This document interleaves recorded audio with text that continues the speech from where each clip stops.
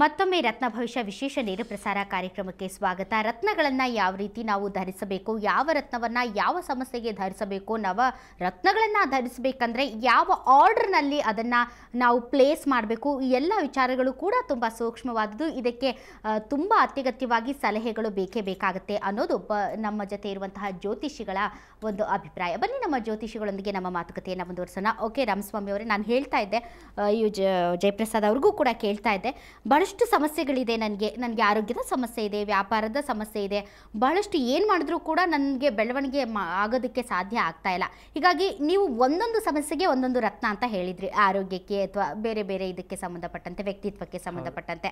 ಈ ಎಲ್ಲ ಸಮಸ್ಯೆಗಳಿಗೂ ಎಲ್ಲ ರತ್ನಗಳನ್ನು ಏಕಕಾಲಕ್ಕೆ ಹಾಕ್ಕೊಳ್ಳೋದು ಸಾಧ್ಯನಾ? ಹಾಗೆ ಹಾಕ್ಕೊಳ್ಬಹುದಾ? ಖಂಡಿತ. ಅದಕ್ಕೆ ಅಂತಂದ್ರೆ ಈಗ ಒಂದು ರತ್ನಕ್ಕೆ ಇಷ್ಟು ಕ್ಯಾರೆಟೇ ನಾವು ಧಾರಣೆ ಮಾಡಬೇಕು ಅಂತ ಒಂದು ಶಾಸ್ತ್ರ ಇದೆ. ಈಗ 3 ಕ್ಯಾರೆಟ್ ಇರ್ಬೋದು, 5 ಕ್ಯಾರೆಟ್ ಇರ್ಬೋದು, ಆತನ ಏಜ್ ಮೇಲೆ ಡಿಪೆಂಡ್ ಆಗುತ್ತೆ, ಮತ್ತು ಆತನ ಒಂದು ತೂಕದ ಮೇಲೇನೂ ವೆಯ್ಟ್ ಡಿಪೆಂಡ್ ಆಗುತ್ತೆ. ಈ ರೀತಿ ನಾವು ಮಾಡ್ತಾ ಹೋದಾಗ ಈ ನವರತ್ನಗಳು ಅಂತೇಳಿ ಒಂದೊಂದು ರತ್ನವನ್ನೇ ನಾವು ಧಾರಣೆ ಮಾಡ್ತಾ ಹೋದಾಗ ಏನಾಗುತ್ತೆ, ಇಷ್ಟಿಷ್ಟು ಭಾರ ಅದು ಧಾರಣೆ ಮಾಡಬಾರ್ದು. ಆಗ ನವರತ್ನ ಎಲ್ಲವೂ ಸೇರಿ 3 ಕ್ಯಾರೆಟ್ 5 ಕ್ಯಾರೆಟ್ ಅಂತ ಹೇಳಿ ಈಗ ನವರತ್ನದ ಉಂಗುರ ಅಂತ ನಾವು ಹೇಳ್ತೀವಿ. ಆದರೆ ಎಲ್ಲವೂ ಬರುತ್ತೆ, ಸೂರ್ಯ, ಚಂದ್ರ, ಅಂಗಾರಕ, ಬುಧ, ಬೃಹಸ್ಪತಿ, ಶುಕ್ರ, ಶನಿ, ರಾಹು, ಕೇತು ಎಲ್ಲವೂ ಇರುತ್ತೆ. ಆ ರೀತಿ ಇದ್ದು ಮಧ್ಯದಲ್ಲಿ ಒಂದು ರತ್ನವೂ ಇರುತ್ತೆ, ರೂಬಿ ಇರುತ್ತೆ. ಆ ರೀತಿ ಹಾಕೊಂಡು ಆ ಒಂದು ರೀತಿಯಲ್ಲಿ ವಿಧದಲ್ಲಿ ನವರತ್ನಗಳನ್ನು ಧಾರಣೆ ಮಾಡಬಹುದು. ಉಂಗುರದ ಬೆರಳಿಗೆ 9 ರತ್ನಗಳನ್ನು ಧಾರಣೆ ಮಾಡಬಹುದು. ಆದರೆ 9 ರತ್ನಗಳು ಇಷ್ಟೇ ಗಾತ್ರ ಇರಬೇಕು ಅನ್ನೋದು ಒಂದು ಇದಿದೆ. ಆದ್ರೆ ಶಾಸ್ತ್ರದ ಮುಖಾಂತರ ನಾವು ಅದನ್ನ ಧಾರಣೆ ಮಾಡಬಹುದು, ತೊಂದರೆ ಏನೂ ಇಲ್ಲ. ಆರ್ಡರ್ ಹೇಗಿರ್ಬೇಕು ಅಂದ್ರೆ ನೀವು ಹೇಳಿದ್ರಿ ಶತ್ರುತ್ವನೂ ಇರುತ್ತೆ, ಮಿತ್ರತ್ವನೂ ಇರುತ್ತೆ ರತ್ನಗಳಲ್ಲಿ ಅಂತ. ಶತ್ರುಗಳು ಒಂದ್ ಕಡೆ ಆಗ್ಬಿಟ್ರೆ ಮತ್ತೆ ಏನಾದ್ರೂ ಅಡ್ಡ ಪರಿಣಾಮ ಆಗುತ್ತೆ ಅಲ್ವಾ? ಅದನ್ನ ಯಾವ ಆರ್ಡರ್ ಅಲ್ಲಿ, ಅದಕ್ಕೂ ಕೂಡ ನೀವು ಕುಂಡಲಿ, ಜಾತಕ, ಯೋಗಗಳು ಅದನ್ನೆಲ್ಲ ನೋಡುವಂತ ಸಾಧ್ಯತೆ. ಖಂಡಿತ ಆರ್ಡರ್ಗೆ ನಾವು ಯಾವ ರೀತಿ ನೋಡ್ಬೇಕು ಅಂತೇನಿಲ್ಲ. ಈಗ ನಾವು ಕುಂಭಕೋಣಂ ಅಂತ ಹೇಳ್ತೀವಿ, ನಾವು ನವಗ್ರಹ ದೇವಸ್ಥಾನ ಬಗ್ಗೆ ಒಂದ್ ಸ್ವಲ್ಪ ಹೇಳ್ತೀವಿ. ಕುಂಭಕೋಣಂ ಅಲ್ಲಿ ನಮ್ಮ ಪ್ಲಾನೆಟ್ಸ್, ಗ್ರಹಮಂಡಲದಲ್ಲಿ ಗ್ರಹಗಳು ಯಾವ್ಯಾವ ದಿಕ್ಕಲ್ಲಿ ಎಲ್ಲೆಲ್ಲಿದೆ, ಎಷ್ಟು ಫ್ರೀಕ್ವೆನ್ಸಿ ಡಿಸ್ಟೆನ್ಸ್ ದೂರದಲ್ಲಿದೆಯೋ ಅಷ್ಟು ಇಂಚುಗಳ ದೂರದಲ್ಲಿ ನಮ್ಮ ಕುಂಭಕೋಣಂನಲ್ಲಿ ಪೂರ್ವಕ್ಕೆ ಇಂಥ ದೇವಸ್ಥಾನ, ಪಶ್ಚಿಮಕ್ಕೆ ಇಂಥ ದೇವಸ್ಥಾನ ಅಂತ ಹೇಳಿ ಇಂಚುಗಳ ಗಾತ್ರದಲ್ಲಿ ಸುಮಾರು 800 ವರ್ಷಗಳಿಂದನೇ ನವಗ್ರಹಗಳನ್ನ ಸ್ಥಾಪನೆ ಮಾಡಿದ್ದಾರೆ. ನಾವು ಅದೇ ರೀತಿ ಪೂರ್ವ ದಿಗ್ಭಾಗೆ ಅಂತ ಹೇಳ್ತೀವಿ, ಅಂದ್ರೆ ಬ್ರಹ್ಮಸ್ಥಾನ ಅಂತಂದ್ರೆ ಸೂರ್ಯನ ಇರ್ತಾನೆ, ಸೂರ್ಯನಿಂದ ಪ್ರಾಗ್ ದಿಗ್ಭಾಗೆ ಅಂತ ಹೇಳ್ತೀವಿ. ಪೂರ್ವ ದಿಕ್ಕಿಗೆ ಶುಕ್ರನ ಒಂದು ಡೈಮಂಡ್ ಅನ್ನ ಫಿಕ್ಸ್ ಮಾಡಬೇಕಾಗತ್ತೆ. ನಂತರ ಸೂರ್ಯನಿಂದ ಹಿಂಭಾಗ ಅಂತ ಹೇಳ್ತೀವಿ, ಅಂದ್ರೆ ಪಶ್ಚಿಮ ದಿಕ್ಕಿಗೆ ನಾವು ಪಚ್ಚೆಯನ್ನ ಫಿಕ್ಸ್ ಮಾಡ್ಕೋಬೇಕಾಗತ್ತೆ. ಮತ್ತೆ ಸೂರ್ಯನಿಂದ ಆಗ್ನೇಯ ದಿಕ್ಕು ಅಂದ್ರೆ ಆಗ್ನೇಯಕ್ಕೆ ಮುತ್ತು ಬರುತ್ತೆ. ಇದೇ ರೀತಿ ಆಗ್ನೇಯಿಂದ ಬಿಟ್ಟು ಅದಾದ ನಂತರ ದಕ್ಷಿಣ ಅಂತ ಹೇಳ್ತೀವಿ. ಈ ದಕ್ಷಿಣ ಭಾಗಕ್ಕೆ ಅಂಗಾರಕ ಅಂತ ಹೇಳ್ತೀವಿ, ಅಂದ್ರೆ ಹವಳವನ್ನ ನಾವು ಫಿಕ್ಸ್ ಮಾಡಬೇಕಾಗತ್ತೆ. ಅಲ್ಲಿಂದ ಬಂದು ಹವಳ ಆಗಿದ ತಕ್ಷಣ ಬುಧ, ಈಶಾನ್ಯ, ಸೂರ್ಯನಿಗೆ ಈಶಾನ್ಯ ದಿಗ್ಭಾಗ ಅಂತ ಹೇಳ್ತೀವಿ, ಬಲಗಡೆಗೆ ಈಶಾನ್ಯಕ್ಕೆ ಬುಧನ ಒಂದು ಗ್ರಹಗಳು ಎಲ್ಲೆಲ್ಲಿ ಪ್ಲೇಸ್ ಆಗಿದೆಯೋ ಅದೇ ರೀತಿ ನಾವು ಜೋಡಿಸ್ಬೇಕಾ, ಅಥವಾ ಗ್ರಹಗತಿಗಳು ಆ ವ್ಯಕ್ತಿಯ ರಾಶಿಗೆ ಅಥವಾ ಆತನ ಒಂದು ಏನು ಯೋಗಕ್ಕೆ ಪರಿಗಣಿಸಿ ಚೇಂಜ್ ಮಾಡ್ತಾರ ಆರ್ಡರ್? ಇಲ್ಲ, ಆ ರೀತಿ ಏನಿಲ್ಲ, ಯಾವ ರೀತಿ ಏನಿಲ್ಲ. ಗ್ರಹ ಸ್ಥಿತಿಗಳು ಎಲ್ಲೆಲ್ಲಿ ಇರುತ್ತೋ ಪ್ಲಾನೆಟ್ಸ್ ಅಲ್ಲಿ ಅದೇ ರೀತಿಯಾಗಿ ರತ್ನವನ್ನ ಧಾರಣೆ ಮಾಡಬೇಕೆ ಹೊರತಾಗಿ ಬೇರೆ ಚೇಂಜಸ್ ಏನಿಲ್ಲ. ಆ ರೀತಿ ಚೇಂಜ್ ಮಾಡಿದ್ರೆ ಮತ್ತೆ ಉಲ್ಟಾ ಪಲ್ಟಾ ಆಗ್ಬಿಡುತ್ತೆ. ಯಾಕಂದ್ರೆ ಆಲ್ರೆಡಿ ಗ್ರಹಗಳು ಅದೇ ಸ್ಥಾನದಲ್ಲಿ ಅದೇ ತತ್ವದಲ್ಲಿ ಇದೆ. ನಾವು ಅದನ್ನ ಚೇಂಜ್ ಮಾಡಕ್ ಹೋದ್ರೆ ಖಂಡಿತ ಅದು ಕೆಟ್ಟದಾಗುತ್ತೆ. ಮತ್ತೆ 2 ರತ್ನಗಳನ್ನ ಧಾರಣೆ ಮಾಡುವಂಥದ್ದು ಇದೆ, 3 ರತ್ನಗಳನ್ನ ಧಾರಣೆ ಮಾಡುವಂಥದ್ದು. ಈಗ ಭಾಗ್ಯ ಅಂತ ಹೇಳ್ತೀವಿ. ನಾನು ಉದಾಹರಣೆಗೆ ಬಂದಾಗ ಒಂದು ಜಾತಕ, ಆತನಿಗೆ ಯಾವುದೋ ಒಂದು ಡಿಸೀಸ್, ರೋಗ ಬರ್ತಾ ಇರುತ್ತೆ, ಆ ರೋಗಕ್ಕೆ ಒಂದು ರತ್ನವನ್ನ ಧಾರಣೆ ಮಾಡಬೇಕು. ಆಗ ಅನಾರೋಗ್ಯ, ಆತನಿಗೆ ಈಗ ಸ್ಕಿನ್ ಡಿಸೀಸ್ ಅಂತ ಹೇಳ್ತೀವಿ, ಸುಮಾರು ವ್ಯಕ್ತಿಗಳಿಗೆ ಮಚ್ಚೆ ರೋಗ ಬರ್ತಾ ಇರುತ್ತೆ, ತೊನ್ನು ಅಂತ ಹೇಳ್ಬೋದು, ಮತ್ತೆ ಸ್ಕಿನ್ ಅಲರ್ಜಿ ಆಗಿರ್ಬೋದು. ಅಂತವ್ರು ಏನ್ ಮಾಡ್ತಾರೆ, ಗೋಮೇಧಕವನ್ನ ರತ್ನವನ್ನ ಧಾರಣೆ ಮಾಡಿದಾಗ ಖಂಡಿತವಾಗಿ ಸ್ಕಿನ್ ಅಲರ್ಜಿ ಹೋಗ್ಬಿಡುತ್ತೆ. ಇದು ವಿಜ್ಞಾನದಲ್ಲಿ ಪರಿಶೋಧನೆ ಮಾಡಿ ಸಂಶೋಧನೆ ಮಾಡಿ ಕಂಡುಹಿಡಿದಿದ್ದಾರೆ. 2ನೇ ವಿಚಾರವಾಗಿ ನಾವು ಈಗ ಮನಸ್ಸುಕಾರಕ ಚಂದ್ರ ಅಂತ ಹೇಳಿ, ಕೆಲವು ಡಿಪ್ರೆಷನ್ ಪೇಷಂಟ್ಸ್ ಅಂತ ಹೇಳ್ತೀವಿ, ಯಾವಾಗಲೂ ತೊಂದರೆ, ಟೆನ್ಷನ್ ತಗೊಳ್ತಾ ಇರ್ತಾರೆ, ಕೋಪ ಅತಿ ಹೆಚ್ಚಾಗಿ ಬರ್ತಾ ಇರುತ್ತೆ. ಅವರು ಸೀಪರ್ಲನ್ನ ಧಾರಣೆ ಮಾಡೋದ್ರಿಂದ ಅವ್ರ ಡಿಪ್ರೆಷನ್ ಇಂದ ಕಮ್ಮಿ ಆಗುತ್ತೆ, ಕೋಪನೂ ಕಮ್ಮಿ ಆಗುತ್ತೆ, ಶಾಂತ ಸ್ವರೂಪದಿಂದ ಇರ್ತಾರೆ. ಇದೇ ರೀತಿ ನಾವು ಒಂದೊಂದು ರತ್ನಕ್ಕೂ ಒಂದೊಂದು ತತ್ವ, ಒಂದೊಂದು ದಾರಿ ಅನ್ನೋದು ಇರುತ್ತೆ. ಆ ದಾರಿ ಮುಖಾಂತರ ಕಂಡಿಡಿದು ನಾವು ಆ ಧಾರಣೆ 9 ರತ್ನಗಳನ್ನ ನಾವು ನವರತ್ನಗಳ ಉಂಗುರವನ್ನ ಅಥವಾ ಬೇರೆ ಯಾವುದೇ ರೂಪದಲ್ಲಿ ಧರಿಸಿದ್ರೆ ಯಾವ್ಯಾವ ಗ್ರಹಗತಿ ಸರಿ ಇಲ್ವೋ ಆ ಗ್ರಹ ಗತಿ ಚೇಂಜ್ ಆದಾಗ್ಲೂ ಈ ರತ್ನ ಇನ್ಫ್ಲೂಯೆನ್ಸ್ ಮಾಡುತ್ತೆ ಅಂತ ಹೇಳ್ತೀರಾ. ಓಕೆ ಜಯಪ್ರಸಾದ್ ಅವರೇ, ಈಗ ಆವಾಗಲೇ ರಾಮಸ್ವಾಮಿ ಅವರು ಹೇಳ್ತಾ ಇದ್ರು, ಈ ಟೋಪೇಜ್ ಅನ್ನುವಂಥ ಒಂದು ಉದಾಹರಣೆ ಕೊಟ್ರಿ. ಯಾಕಂದ್ರೆ ರತ್ನಗಳು ತುಂಬಾ ದುಬಾರಿ ಅಂತ ನಾನು ಕೇಳಲ್ಪಟ್ಟಿದ್ದೀನಿ. ಸೊ ಅಷ್ಟು ದುಬಾರಿಯ ರತ್ನಗಳಿಂದ ಎಲ್ಲರೂ ಕೂಡ ಹಾಕೊಳ್ಳೋದಕ್ಕೆ ಸಾಧ್ಯ ಇಲ್ಲ, ಯಾಕಂದ್ರೆ ಒಬ್ಬೊಬ್ಬರ ಪರಿಸ್ಥಿತಿ ಒಂದೊಂದು ರೀತಿಯಾಗಿರುತ್ತೆ. ಹೀಗಿರುವಾಗ ನಿಜವಾದ ಆ ರತ್ನವನ್ನ ಧರಿಸೋದ್ರ ಬದಲು ಅದರ ಒಂದು ಪ್ರತಿರೂಪವಾಗಿರುವಂತಹ ಬೇರೆ ರತ್ನವನ್ನ ಧರಿಸೋದ್ರಿಂದ ಲಾಭ ಇದೆಯಾ? 100% ನಮಗೆ ಲಾಭ ಆಗುತ್ತಾ, ಪರಿಣಾಮ ಆಗುತ್ತಾ?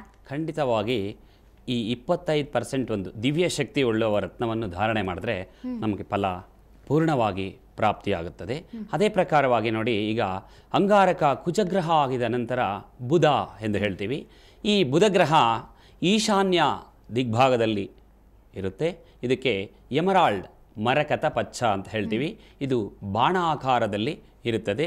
ಈ ಬುಧ ಬಂದು ನಮ್ಮ ಒಂದು ಜೀವನದಲ್ಲಿ ಬುದ್ಧಿಕಾರಕ, ವಿದ್ಯಾಕಾರಕ ಎಂದು ಹೇಳ್ತೀವಿ. ಹಾಗಾಗಿ ಮಕ್ಕಳು ವಿದ್ಯಾಭ್ಯಾಸದ ಸಮಯದಲ್ಲಿ ಎಜುಕೇಷನಲ್ಲಿ ಏನಾದರೂ ಡಲ್ ಆಗಿದ್ರೆ ವಿದ್ಯಾಮಾಲಾ ಎಂದು ಈ ಪಚ್ಚ ಅಂತ ಹೇಳ್ತೀವಿ ನೋಡಿ, ಆ ಮಾಲೆಯನ್ನು ಧಾರಣೆ ಮಾಡಿದ್ರೆ ಅಥವಾ ಕರ್ಣಗಳಿಗೆ ಎಮರಾಲ್ಡ್ ಅದರಿಂದ ಒಂದು ಹಾಕಿಸಿದರೆ ಒಳ್ಳೆ ವಿದ್ಯಾಭ್ಯಾಸವನ್ನು ಮಾಡ್ತಾರೆ. ಓಕೆ ರಾಮಸ್ವಾಮಿ ಅವರೇ, ನೀವು ಹೇಳ್ತಾ ಇದ್ರಿ ಪ್ರತಿಯೊಬ್ಬರೂ ಕೂಡ ಅವರ ಒಂದು ತೂಕಕ್ಕೆ ಅನುಗುಣವಾಗಿ ಅಷ್ಟೇ ತೂಕದ ರತ್ನಗಳನ್ನ ಧರಿಸಬೇಕು ಅಂತ.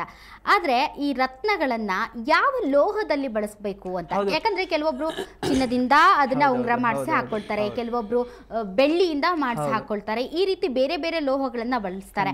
ಒಂದೊಂದು ರತ್ನಕ್ಕೆ ಒಂದೊಂದು ಲೋಹ ಬಳಸಬೇಕು ಅಥವಾ ಅವರವರ ರಾಶಿಗೆ ಅನುಗುಣವಾಗಿ ಬೇರೆ ಬೇರೆ ಲೋಹಗಳನ್ನ ಬಳಸಬಹುದು. ಈ ರೀತಿಯ ವಿಭಾಗಗಳೇನಾದ್ರೂ ಖಂಡಿತ ಇದೆ. ಇದು ಒಳ್ಳೆ ಪ್ರಶ್ನೆನೇ ನೀವು ಮಾಡಿದ್ರ. ಯಾಕೆ ಅಂತಂದ್ರೆ ಒಂದೊಂದು ಗ್ರಹಕ್ಕೂ ಒಂದೊಂದು ತತ್ವ, ಒಂದೊಂದು ಲೋಹವನ್ನ ನಾವು ಇಟ್ಟಿದ್ದೀವಿ. ಆ ಲೋಹದ ರತ್ನವನ್ನ, ಯಾವ ರತ್ನವಿರುತ್ತೆ ಅದೇ ಲೋಹದಲ್ಲಿ ಧಾರಣೆ ಮಾಡೋದು ತುಂಬಾ ಉತ್ತಮ ಅಂತ ನಾವು ಹೇಳ್ಬೋದು. ಯಾಕೆ ಅಂತಂದಾಗ ಈಗ ನಾವೊಂದು ಉದಾಹರಣೆಗೆ ಮಕರ ರಾಶಿ ಅಂತ ಹೇಳ್ತೀವಿ. ಈ ಮಕರ ರಾಶಿಯವರು ಚಿನ್ನ ಆದಷ್ಟು ಅವಾಯ್ಡ್ ಮಾಡಬೇಕು, ಚಿನ್ನವನ್ನೇ ಹಾಕ್ಲೇಬಾರ್ದು ಅಂತ ಬರುತ್ತೆ. ನೀವು ಹೇಳ್ಬಾರ್ದು ನೀವು ಚಿನ್ನ ಧರಿಸಬಾರ್ದು, ಅಲ್ಲ ಆ ರೀತಿ ಅಂತಲ್ಲ, ಅತಿ ಹೆಚ್ಚಾಗಿ ಧಾರಣೆ ಮಾಡುದು, ಎಷ್ಟು ಬೇಕೋ ಅಷ್ಟು. ಈಗ ಕೋಪ ಬರೋ ವಿಚಾರ ಏನು ಅಂತಂದ್ರೆ ಹೆಣ್ಮಕ್ಳ ವಿಚಾರಕ್ಕೆ ನಾನು ಬಂದಾಗ ಇತ್ತೀಚಿನ ಕಾಲುಂಗರದಲ್ಲಿ ಚಿನ್ನವನ್ನ ಧಾರಣೆ ಮಾಡ್ತಾ ಇದ್ದಾರೆ. ಕೆಡಲಿಕ್ಕೆ ಎಷ್ಟೋ ಜನಕ್ಕೆ ತುಂಬಾ ತೊಂದರೆ ಆಗುತ್ತೆ. ಯಾಕೆಂದ್ರೆ ಮನಸ್ಸುಕಾರಕ. ನೀವು ಬಂಗಾರದ ಬಗ್ಗೆ ಮಾತನಾಡ್ತಾ ಇದ್ದೀರಾ. ಡೆಲ್ಲಿಯಲ್ಲಿ ಒಂದು ಫ್ಯಾಷನ್ ಶೋ ನಡೀತು, ಅದ್ರ ಬಗ್ಗೆ ನಾನು ನಿನ್ನೆಷ್ಟೇ ಓದ್ದೆ ರಾಮಸ್ವಾಮಿ ಅವರೇ. ಕಾಲಿಗೆ ಚಪ್ಪಲಿಯನ್ನ ನವರತ್ನಗಳಲ್ಲಿ ಮಾಡಿದ ಹಾಗೆ, ನವರತ್ನಗಳನ್ನ ಜೋಡಿಸಿದ ಹಾಗೆ ಒಂದು ಶೂನ ಹಾಕೊಂಡು ಒಬ್ಬ ಮಾಡೆಲ್ ಬಂದ್ಲು. ಸೊ ಕಾಲಿಗೆ ಹಾಕೊಳ್ಳೋದ್ರಿಂದಲೂ ಕೂಡ ನಮ್ಮ ಇದು ಗ್ರಹಗತಿ ಬದಲಾವಣೆ ಆಗುತ್ತಾ? ಖಂಡಿತ ಇಲ್ಲ. ನೋಡಿ, ಎಲ್ಲಿ ನಾವು ಒಂದೊಂದಕ್ಕೂ ಒಂದೊಂದು ಸ್ಥಾನವನ್ನ ಕೊಟ್ಟಿದ್ದೀವಿ. ಆ ಸ್ಥಾನವನ್ನ ಗುಪ್ತೋ ಮುಕ್ತ ಪ್ರಕಟಿತೋ ಭ್ರಷ್ಟ ಅಂತ ಒಂದು ಮಾತು ಹೇಳ್ತೀನಿ. ಕೆಲವೊಂದು ವಿಚಾರಗಳು ಗುಪ್ತವಾಗಿದ್ರೆ ಅದು ಸತ್ಯವಾಗಿ ಚೆನ್ನಾಗಿರುತ್ತೆ, ಪ್ರಕಟಿತೋ ಭ್ರಷ್ಟ ಆಚೆಗೆ ಬಂತು ಅಂದ್ರೆ ಭ್ರಷ್ಟವಾಗಿಬಿಡುತ್ತೆ. ಅದೇ ರೀತಿ ನೀವು ಕೇಳಿರೋ ಪ್ರಶ್ನೆ ಹೇಗಿದೆ ಅಂತಂದ್ರೆ, ಈಗ ಕಾಲ್ನಲ್ಲಿ ಹಾಕೊಂಡ್ರೆ ಅದ್ರ ಪರಿಣಾಮ ಇರುತ್ತೆ, ಪ್ರಭಾವ ಬೀರುತ್ತೆ, ಆದ್ರೆ ಅದು ತಪ್ಪು ಅಂತ ಕೂಡ ಹೇಳ್ಬೋದು. ಯಾಕೆಂದ್ರೆ ಈ ರತ್ನಗಳಿಗೆ ತನ್ನದೇ ಒಂದು ಶಕ್ತಿ ಇದೆ, ಒಂದು ಮಹತ್ವ ಇದೆ, ಒಂದು ಗ್ರಹಗಳ ಒಂದು ಶಕ್ತಿ ಅದರಲ್ಲಿ ಅಡಗಿದೆ ಅಂತ ಹೇಳಿ ನಾವು ಹೇಳಿದ್ದೀವಿ. ನಾವು ಹಿಂದೂ ಸಂಪ್ರದಾಯಸ್ಥರಾಗಿ ನಾವು ಹಿಂದೂ ಧರ್ಮದಲ್ಲಿ ಹುಟ್ಟಿದ್ದು, ನಮ್ಮ ಭಾರತಕ್ಕೆ ಒಳ್ಳೆ ಹೆಸರಿದ್ದು, ಈ ಪುರಾಣಗಳಲ್ಲಿ ರತ್ನ ಮಹಿಮೆಯನ್ನ ಕಂಡಿರ್ತಕ್ಕಂಥ ಉಪನಿಷತ್ತೆ ನಮ್ಮ ಹಿಂದೂ ತತ್ವದಲ್ಲಿ ಇರ್ತಕ್ಕಂಥದ್ದು, ನಮ್ಮ ಭಾರತದಲ್ಲೇ ಮೊಟ್ಟ ಮೊದಲಿಗೆ. ಇದನ್ನ ಅವರು ಆ ರೀತಿ ಹಾಕೊಂಡಿರೋ ಅದರಿಂದ ಅವ್ರ ಕಷ್ಟಕ್ಕೆ ಒಳಗಾಗ್ತಾರೆ ಇವತ್ತೆಲ್ಲ ನಾಳೆ, ಆದ್ರೆ ಅದರಿಂದ ಅವ್ರಿಗೆ ತೊಂದರೆ ಹಾಗೆ ಆಗುತ್ತೆ, ಬಟ್ ಪರಿಣಾಮನೂ ಬೀರ್ತಾ ಇರುತ್ತೆ. ಹಾಗೆ ಅಂದ್ರೆ ರತ್ನ ನಾವು ಎಲ್ಲೇ ಇರ್ಬೋದು ದೇಹದ ಮೇಲೆ, ಅದರ ಒಂದು ಕಾಂತಿ ನಮ್ಮ ನೆರಳು ಆ ಒಂದು ಚರ್ಮದ ಮೇಲೆ ಬಿದ್ದು ಆ ದೇಹಕ್ಕೆ ಹೋಗ್ತಾ ಇರುತ್ತೆ. ಅದರಿಂದ ಯಾವುದು ತೊಂದರೆ ಇಲ್ಲ, ಬಟ್ ಅದಕ್ಕೆ ಒಂದು ಗೌರವ ಇರೋದ್ರಿಂದ ಅದನ್ನ ಆ ರೀತಿ ಹಾಕೋಬಾರ್ದು ಅಂತ ನಮ್ಮ ಧರ್ಮ ಸಂಪ್ರದಾಯಗಳಿರುತ್ತೆ. ಯಾಕೆ ಅಂತಂದ್ರೆ ನಮ್ಮ ಕೇವಲ ಹಿಂದೂ ಸಂಪ್ರದಾಯದಲ್ಲಿ ಮಾತ್ರ ಅಲ್ಲ, ಹಿಂದೂ ಧಾರ್ಮಿಕರು ಮಾತ್ರ ಈ ನವರತ್ನಗಳನ್ನ ಈಗ ಉಪಯೋಗಿಸ್ತಾ ಇಲ್ಲ. ಪಾಶ್ಚಾತ್ಯ ರಾಷ್ಟ್ರಗಳಲ್ಲೂ ಕೂಡ ಈ ಒಂದು ಕ್ರೇಜ್ ಈಗ ಜಾಸ್ತಿ ಆಗಿದೆ. ಅಲ್ಲೂ ಕೂಡ ಬಹಳಷ್ಟು ಜ್ಯೋತಿಷಿಗಳು ಹುಟ್ಕೊಂಡಿದ್ದಾರೆ ಈ ನವರತ್ನಗಳ ಬಗ್ಗೆ ಮಾಹಿತಿಯನ್ನ ಕೊಡೋದಕ್ಕೆ. ಇನ್ನೊಂದು ಜಯಪ್ರಸಾದ್ ಅವರೇ, ಈ ಉಂಗುರಗಳನ್ನ ಯಾವ ಯಾವ ರತ್ನದ ಉಂಗುರವನ್ನ ಇದೇ ಪರ್ಟಿಕ್ಯುಲರ್ ಬೆರಳಿಗೆ ಧರಿಸಬೇಕು ಅನ್ನೋದಿರುತ್ತಾ ಹೇಗೆ? ಇದೆ. ಈಗ ಗುರು ಅಂದರೆ ಜ್ಞಾನಕಾರಕ. ದೇವಾನಾಂಚ ಋಷೀನಾಂಚ ಗುರು ಕಾಂಚನ ಸನ್ನಿಭಂ ಬುದ್ಧಿಭೂತಂ ತ್ರಿಲೋಕೇಶಂ ತಂ ನಮಾಮಿ ಬೃಹಸ್ಪತಿಂ ಅಂತ ಹೇಳ್ತೀವಿ. ಗುರುವಿಗೆ ರತ್ನ ಒಂದು ಕನಕಪುಷ್ಯರಾಗ ಎಂದು ಹೇಳ್ತಾರೆ. ಅದನ್ನು ಸ್ವರ್ಣದಲ್ಲಿ ಈ ತರ್ಜನಿ ಅಂತ ಹೇಳ್ತಾರೆ. ಈ ಬೆರಳಕ್ಕೆ ಧಾರಣೆಯನ್ನು ಮಾಡಬೇಕು. ಹಾಗೆ ವಿಜ್ಞಾನ ಒಳ್ಳೆ ಡೆವಲಪ್ಮೆಂಟ್ಸ್ ಆಗುತ್ತೆ. ಓಕೆ, ಈಗ ಬೆರಳಿಗೆ ಯಾವ ಬೆರಳಿಗೆ ಸಾಮಾನ್ಯವಾಗಿ ಉಂಗುರ ಅಂದ್ರೆ ನಾವು ಉಂಗುರದ ಬೆರಳು ಅಂತ ಒಂದು ಬೆರಳನ್ನ ಫಿಕ್ಸ್ ಮಾಡಿರ್ತೀವಿ, ಪಟ್ ಅಂತ ಅದನ್ನ ಅಲ್ಲಿಗೆ ಹಾಕೊಳ್ತೀವಿ. ಆದ್ರೆ ಕೆಲವೊಂದು ರತ್ನಗಳಿಗೆ ಅವರ ಒಂದು ಏನು ರಾಶಿಗೆ ಅನುಗುಣವಾಗಿ ಸಜೆಸ್ಟ್ ಮಾಡಿರ್ತಾರೆ, ಅದನ್ನ ಬೇರೆ ಬೇರೆ ಬೇರೆ ಉಂಗುರಗಳಿಗೆ ಬೆರಳುಗಳಿಗೆ ಹಾಕೊಳ್ಳುವಂಥದ್ದು ಏನಾದರೂ ಸಜೆಸ್ಟ್ ಮಾಡ್ತೀರಾ ಅಥವಾ ಅದೇ ಉಂಗುರದ ಬೆರಳಿಗೆ ಹಾಕಬಹುದಾ? ಇಲ್ಲ, ಉಂಗುರ ಬೆರಳಿಗೆ ಅಂತಲ್ಲ, ನಾವು ಏನ್ ಮಾಡ್ತೀವಿ ಅಂತಂದ್ರೆ ಯಾವ ಲಗ್ನದಲ್ಲಿ ಹುಟ್ಟಿರ್ತೀವೋ ಆ ಲಗ್ನದ ಒಂದು ರತ್ನವನ್ನು ಧಾರಣೆ ಮಾಡ್ಬೇಕಾದ್ರೆ ಉಂಗುರದ ಬೆರಳಿಗೆ ಹಾಕೊಂಬಿಡಿ ಅಂತ ಎಲ್ಲ ಜ್ಯೋತಿಷಿಗಳು ಹೇಳ್ತಾರೆ. ಅದು ಧಾರಣೆ ಮಾಡಬಹುದು, ತೊಂದರೆ ಇಲ್ಲ. ಆದ್ರೆ ಪರ್ಟಿಕ್ಯುಲರ್ ನಾವು ಇಂಥದಕ್ಕೆ ಧಾರಣೆ ಮಾಡ್ತೀವಿ ಅನ್ನೋದ್ರ ಮೇಲೆ ಡಿಪೆಂಡ್ ಆಗುತ್ತೆ. ಈಗ ಗುರು ಅಂತ ಇವರು ಹೇಳೋದು, ಜಯಪ್ರಸಾದ್ ಹೇಳೋದು ಕನಕಪುಷ್ಯರಾಗಿ ಹೇಳಿದ್ರು, ಪುತ್ರಕಾರಕ ಅಂತ ಹೇಳ್ತೀವಿ. ಮಕ್ಕಳಿಲ್ಲದೆ ಹೋದ್ರೆ ಅದನ್ನ ಹಾಕೊಳ್ಳಿ ಅಂತ ಹೇಳ್ತೀವಿ. ದಾರಿದ್ರ್ಯ ಜಾಸ್ತಿ ಬರುತ್ತೆ, ದುಡ್ಡೇ ನಿಲ್ಲೋದಿಲ್ಲ, ಅವಾಗ ಅದನ್ನ ಹಾಕೊಳ್ಳಿ ಅಂತೀವಿ. ಬಿಸ್ನೆಸ್ ಇಲ್ಲ, ಅದನ್ನ ಹಾಕೊಳ್ಳಿ ಅಂತ ಹೇಳ್ತೀವಿ. ಮತ್ತೆ ವಿವಾಹ ಆಗ್ತಾ ಇಲ್ಲ, ಅದನ್ನ ಧಾರಣೆ ಮಾಡಿ ಅಂತ ಹೇಳ್ತೀವಿ. ಆಗ ಏನ್ ಮಾಡಬೇಕು, ಗುರು ಸ್ಥಾನ ಎಲ್ಲಿ ಅಂತಂದಾಗ ಈ ತರ್ಜನಿ ಬೆರಳು, ತೋರು ಬೆರಳು ಅಂತ ಹೇಳ್ತೀವಿ. ತೋರು ಬೆರಳಿಗೆ ಈ ರತ್ನವನ್ನು ಕನಕಪುಷ್ಯರನ್ನ ಧಾರಣೆ ಮಾಡಿದ್ರೆ ಅದ್ರ ಫಲ ಸಿಗುತ್ತೆ. ಎರಡನೇದಾಗಿ ನೀಲ ಅಂತ ಹೇಳ್ತೀವಿ. ನೀಲ ಎಲ್ಲಿರ್ತಾನೆ? ಶನೇಶ್ವರ ಮಧ್ಯದ ಬೆರಳಲ್ಲೇ ಇರ್ತಾನೆ. ಈ ಮಧ್ಯದ ಬೆರಳಿಗೆ ನೀಲವನ್ನು ಧಾರಣೆ ಮಾಡಬೇಕು.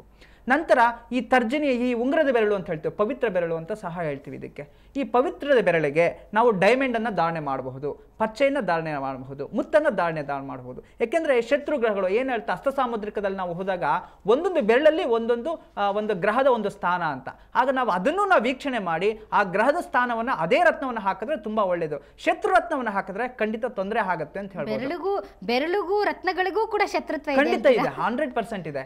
ಆದ್ರೆ ಈಗ ಏನಾಗುತ್ತೆ ಅಂತಂದಾಗ ಈ ಪಚ್ಚೆ ಅಂತ ಹೇಳ್ತೀವಿ, ಪಚ್ಚೆ ಅಂತಾಗ ಬುದ್ಧಿಕಾರಕ ಅಂತ ಹೇಳ್ತೀವಿ. ಮಕ್ಕಳು ವಿದ್ಯಾಭ್ಯಾಸನೇ ಇಲ್ಲ ಅಂತಂದಾಗ ಪಚ್ಚೆನ ಆಗ ಕಿರು ಬೆರಳಿಗೆ ಧಾರಣೆ ಮಾಡ್ಬೇಕು ಪಚ್ಚೆನ. ಇನ್ನು ನೋಡಿ, ನಾನೀಗ ಪಚ್ಚೆನ ಧಾರಣೆ ಮಾಡಿದೀನಿ. ನಾವೆಲ್ಲೇ ಒಂದು ದೇವಸ್ಥಾನಗಳಿಗೆ ಹೋದಾಗ ವೆಂಕಟರಮಣ ಸ್ವಾಮಿ ತಿರುಪತಿ ಅಂತ ಹೇಳೋಣ, ಎಲ್ಲರೂ, ಯಾಕಂದ್ರೆ ಎಲ್ಲರೂ ನೋಡ್ತಾ ಇರ್ತಾರೆ, ದೊಡ್ಡದಾದಂಥ ಪಚ್ಚೆ ರತ್ನಗಳನ್ನು ಹಾಕಿರ್ತಾರೆ. ಏನಕ್ಕೆ ಅಂತಂದ್ರೆ ಎಷ್ಟೋ ಜನನ ದೃಷ್ಟಿ ಆ ಭಗವಂತನ ಮೇಲೆ ಬೀಳ್ತಾ ಇರುತ್ತೆ.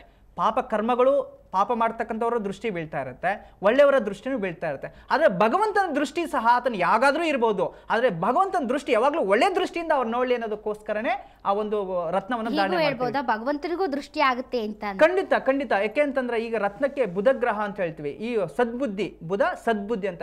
ಭಗವಂತನಿಗೂ ಒಳ್ಳೆ ಬುದ್ಧಿಯಿಂದ ಜನಗಳನ್ನ ವೀಕ್ಷಣೆ ಮಾಡ್ಲಿ ಅನ್ನೋದಕ್ಕೋಸ್ಕರ ಭಗವಂತನಿಗೂ ಆ ರತ್ನವನ್ನು ಧಾರಣೆ ಮಾಡ್ತೀವಿ. ನೋಡಿ, ಈಗ ರಾಜರ ಭಗವಂತನ ಮೇಲೂ ಕೂಡ ರತ್ನಗಳು ಇನ್ಫ್ಲೂಯೆನ್ಸ್ ಮಾಡ್ತವೆ. ಖಂಡಿತ. ಓಕೆ, ರಾಮಸ್ವಾಮಿ ಅವರೇ, ಜಯಪ್ರಸಾದ್ ಅವರೇ, ನಿಮ್ಮೊಂದಿಗೆ ಚರ್ಚೆಯನ್ನು ಮುಂದುವರಿಸ್ತೀನಿ. ವೀಕ್ಷಕರೇ, ಒಂದು ಸಣ್ಣ ಬ್ರೇಕ್ನ ನಂತರ